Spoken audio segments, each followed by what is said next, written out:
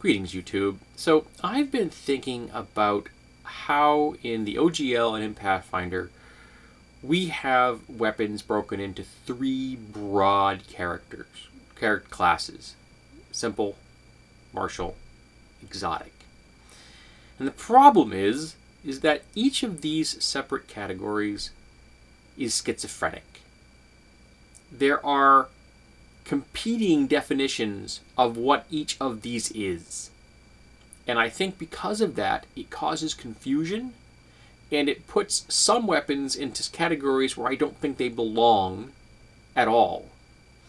And eventually, I'm considering making up my own weapon list where I break things down differently, and I'm going to explain to that get to that in a moment. So first, I'm going to talk about what I mean when I say schizophrenic definitions. So we're going to go with simple first. It's the base weapons that are available. Now, the simple weapons are being described in two different ways. The first way is they are being described as simple construction. Weapons that are simple in their physical, mechanical, real-world nature. A club, a staff, a spear. These are all simple things. The most basic concepts you can have that you can call it a weapon. All right? But they're also being defined as things that are simple to use. So, a club, simple to use. A spear, simple to use. Quarterstaff, though, not so simple to use. Simple construction. Takes a little more effort to know how to use one properly, especially if you're going to use it with either end at the same time. For example, European staff style, it would be more along the lines of being used as a spear without a tip. So it's very much of a thrusting weapon, giving you a little extra range and bashing people, as opposed to using it more in the Asian style as a two-handed weapon, with both ends. The blowgun, simple in construction, in theory, because most people have never seen what goes into building a blowgun. I've seen documentaries on what it actually takes to build a blowgun using Neolithic tools, and it is an incredibly complex process that takes a week or more by someone who knows what they're doing to end up with something that will function as a weapon. And then the training required to make it accurate, and you actually can use it for hunting as opposed to just playing with it, is vast. Again, the sling. Simple in construction, cost almost nothing to make a sling. Scrap of leather, a couple of pieces of twine, and you've got a sling. Just pick up a stone. Using one, however, very complex. There's a reason that shepherds were known for being good with slings, because they had lots and lots of time on their hands. Endless amounts of time on their hands watching sheep. It's also probably one of the reasons they considered sheep to be viable dating options. They were really bored. So that is a problem. You're using two different definitions for the same category, and that causes confusion. I don't think blowguns belong in simple weapons.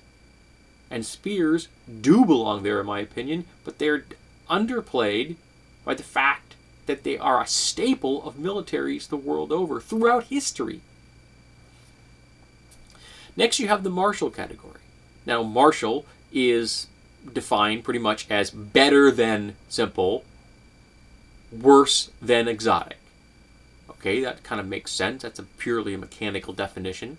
But it's also being defined as classic weapons that were used by warriors, which also makes sense. Your axes, your swords, your polearms. These are the weapons that were the backbone of true warriors throughout history. People who's made their living picking up things and using them to kill other people who also picked up things to kill people with.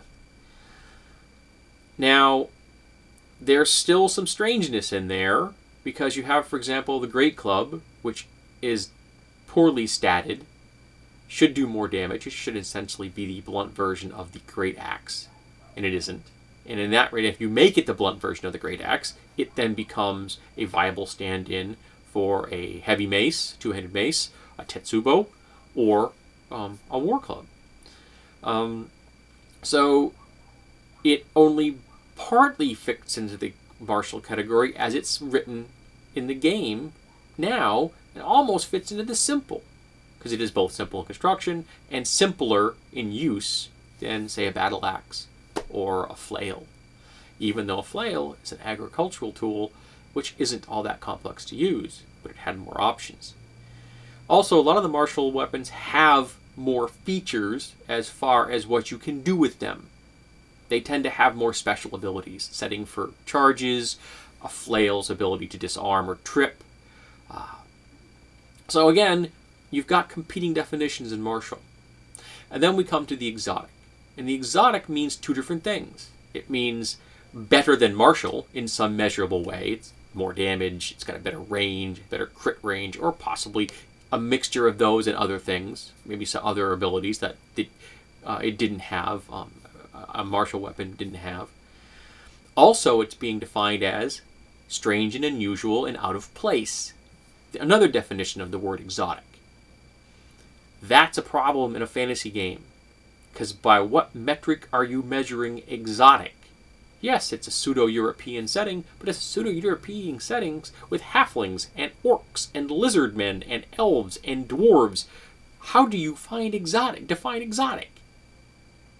And that gives you the crazy things like a kama, an Asian harvesting tool, is exotic, while a sickle, a European harvesting tool, is simple.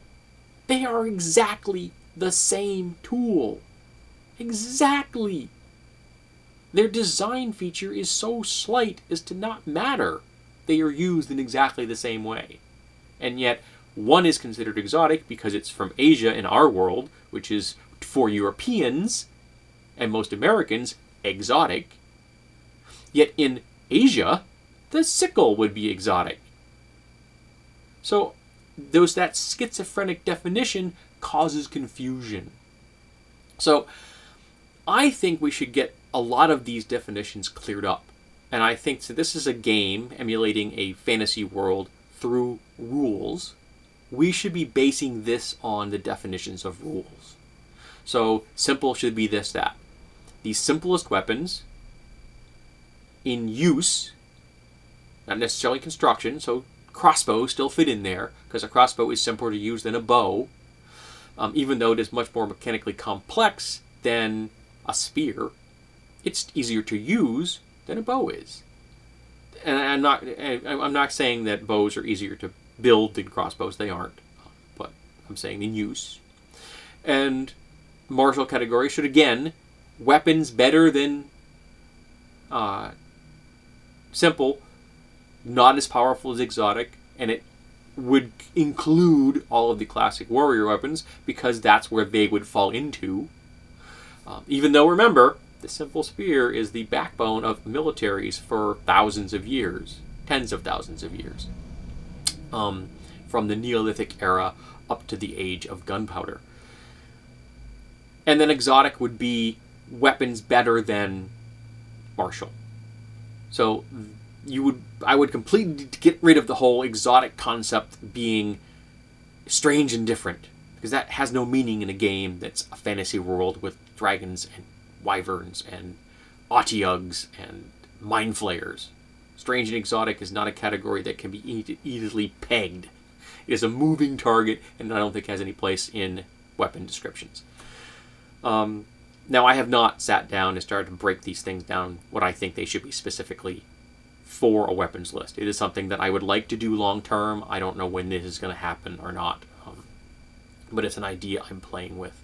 And it means I'd have to really sit down and start taking these things step by step and coming up with a complete list, which is going to probably have to be some kind of spreadsheet. So I have all these nice little neat columns and stuff, which I'll probably need my wife to help me with because I'm really abysmally bad at that kind of thing. She is the far more technically adept between the two of us. She does all the tech support in our house. But I wanted to open up this discussion. How do you think weapons should be described? Do you think my suggestion has merit, or do you think that I'm, talking off the top of my bald head? Does it matter to you that each of these different categories has some schizophrenia in it? Does it bother you at all? Have you never considered it? Is this a brand new revelation? Or is this something you thought about the first time you ever read the game and you were like, who cares? So I'm interested in knowing. This is important to me, at least, because I'm, a bit of a weapons freak. My name is, after all, a Japanese martial art weapon.